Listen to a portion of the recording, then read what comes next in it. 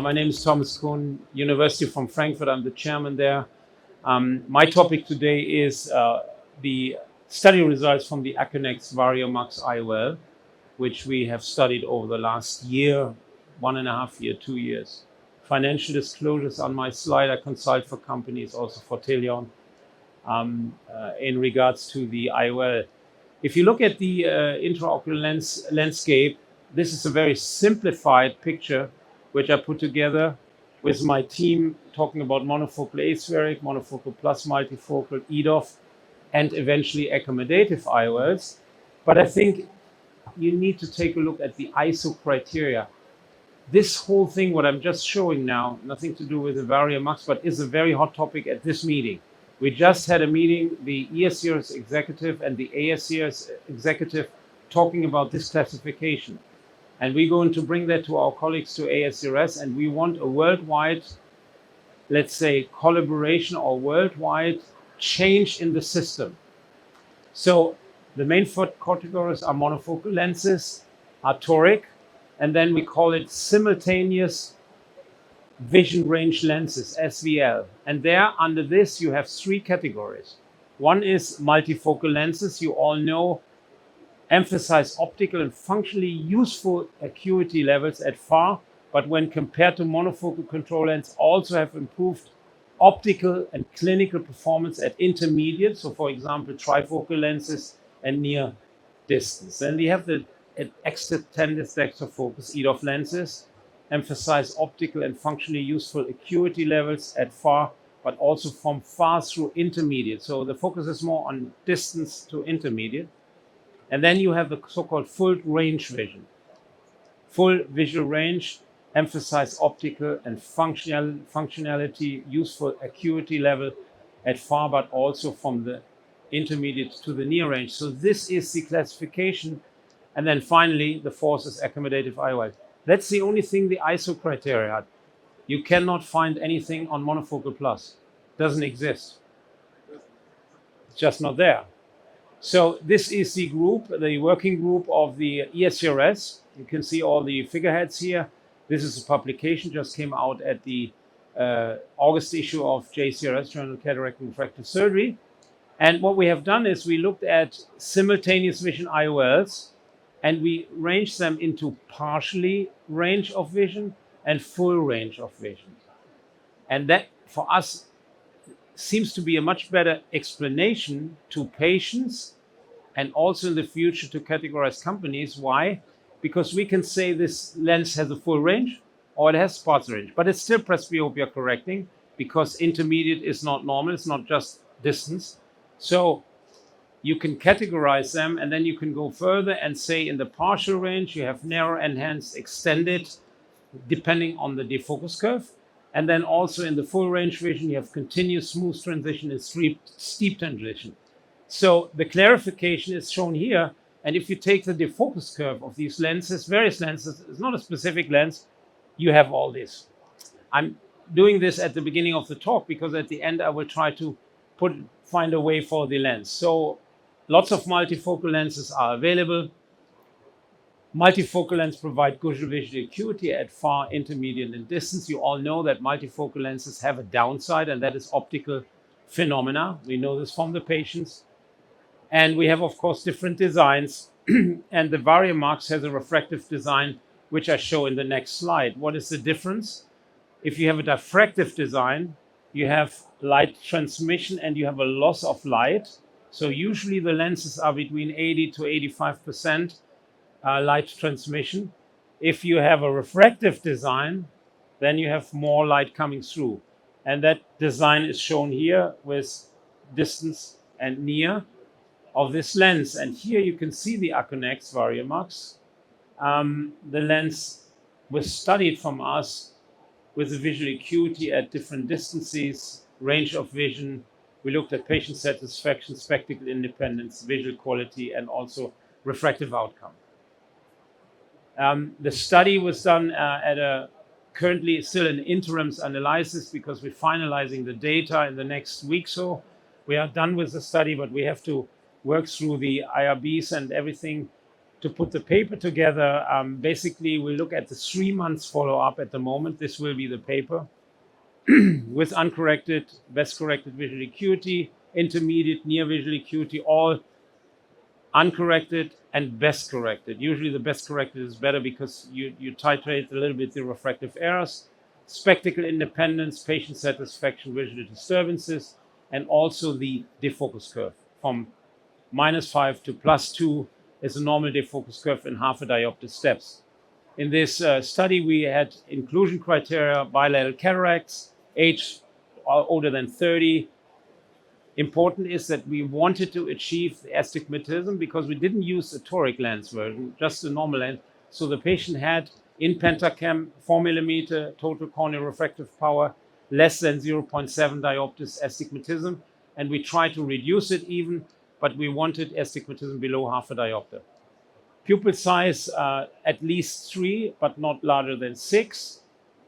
The center shift of in pentacam less than 1 millimeter, and of course assigned informed consent, and exclusion criteria, amblyopia, irregular astigmatism, previous ocular surgery of any kind, and then in particular corneal refractive surgery, because we all know this is a difficult thing. So we excluded these patients.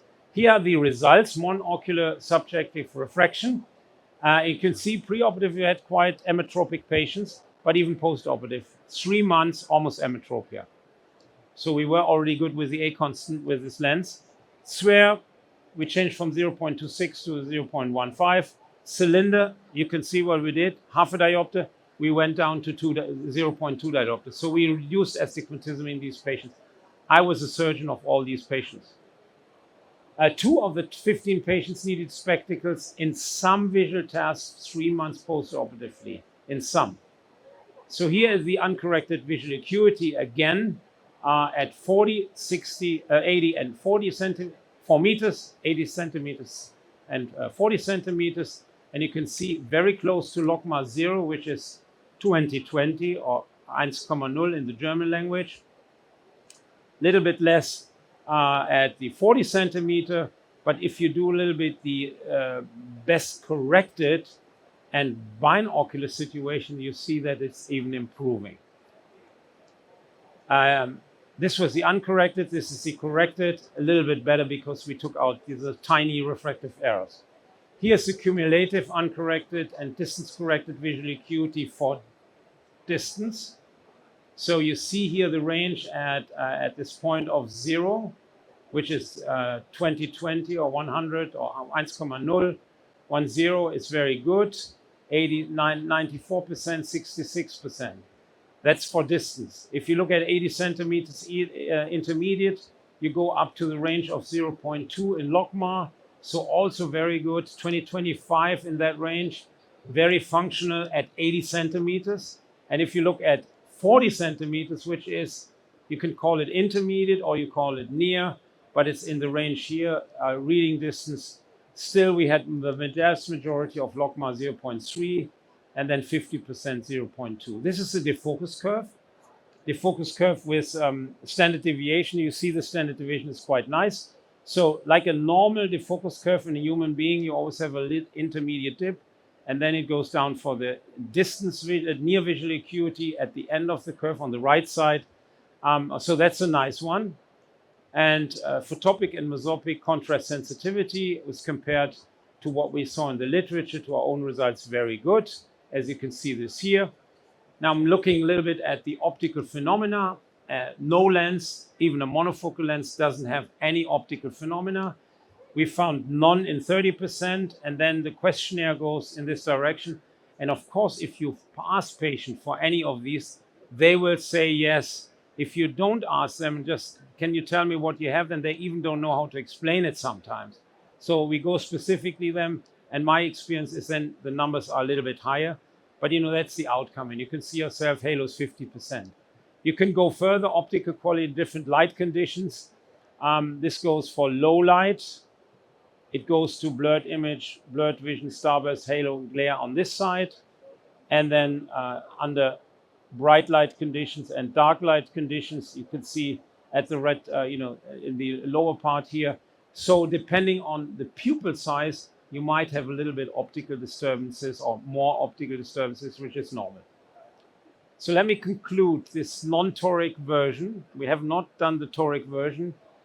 Demonstrated for us visual performance of the ACUNEX VarioMax, very good results at distance and intermediate and near. We have a high patient satisfaction. Patients were very happy, good visual acuity and under different light conditions.